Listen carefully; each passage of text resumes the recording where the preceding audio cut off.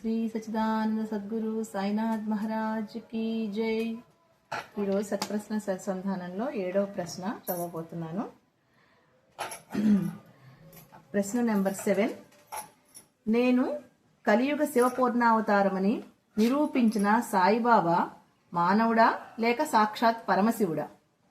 ఇది క్వశ్చన్. దీనికి ఆన్సరు సాయిబాబా కలియుగంలో వెలసిన శివపూర్ణావతారం.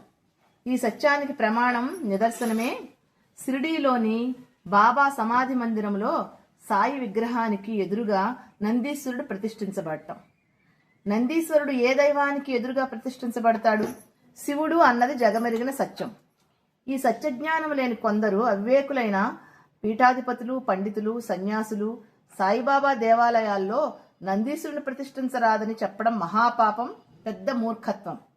ఇక సాయిబాబా సాక్షాత్తు శంకరుడు అనే సత్యానికి మరొక నిదర్శనమును వినండి. ఒకరోజు దుని దగ్గర స్తంభానికి ఆనుకొని ప్రశాంతంగా కూర్చున్న లక్ష్మీబాయి షిండేతో బాబా ఇలా అన్నారు. ఇక్కడికి రోజు వచ్చే పామును చూసావా లక్ష్మి?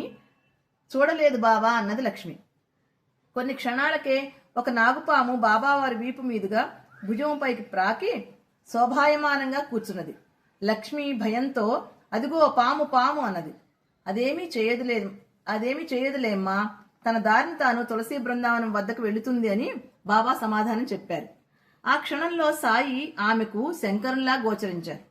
ఈ నిగూఢ జ్ఞానం లేని కొంతమంది అవివేకులు సాయిబాబా పక్కన నాగేంద్ర స్వామి వారి విగ్రహాన్ని ప్రతిష్ఠించరాదు అనటం, నాగేంద్ర సహిత సాయిబాబాను ప్రతిష్ఠించరాదు అనటం హాస్యాస్పదం, పెద్ద అజ్ఞానం.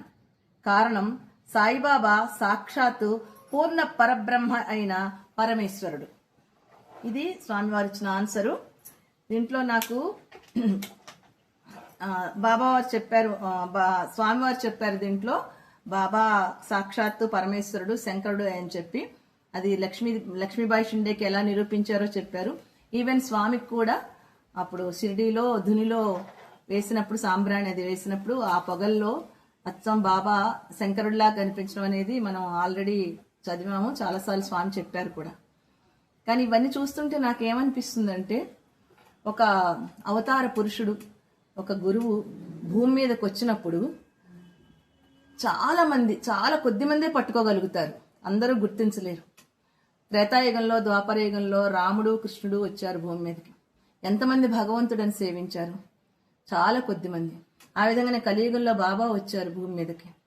కానీ ఎంతమంది పట్టుకోగలిగారు? కొన్ని లక్షల మంది దర్శించారు బాబాని, కానీ కొంతమందే పట్టుకోగలిగారు. ఆ విధంగా ఇప్పుడు చూస్తున్నాం కదా, మన స్వామి వచ్చారు. స్వామి వచ్చిన తర్వాత ఎంతమంది, కొన్ని వేల మంది దర్శించారు. స్వామి అష్టోత్తర శత ప్రవచనాలు, మహాయజ్ఞాలు అని చెప్పి బాబా గురించి ఎంతో బాగా ప్రచారం చేశారు. కొన్ని వేల మంది, లక్షల మంది దర్శించారు స్వామిని. తర్వాత షోడశోత్తర జ్ఞాన యజ్ఞాలు కూడా నిర్వహించారు స్వామి. ఇన్ని 2016 నుంచి ఇక మన పీఠంలోనే ఉండి చేస్తున్నారు. ఎంతో మంది వస్తున్నారు, దర్శిస్తున్నారు. కానీ ఎంతమంది పట్టుకోగలుగుతారు? ఎంతమంది పట్టుకున్నారు? 90% పీపుల్ మాయా ప్రవాహంలో కొట్టుకొని పోతూనే ఉంటారు. జస్ట్ ఒక 5 to 10% పీపులే గురువుని గుర్తించగలుగుతారు, వాళ్లే పట్టుకోగలుగుతారు, వాళ్లే సేవించగలుగుతారు, ప్రేమించగలుగుతారు. సో ఆ దాంట్లో మన ఇదేంటంటే, మన గురువుని మనం గట్టిగా పట్టుకొని మంచిగా సేవించాలి అని కోరుకుంటూ జై గురు రమణానంద.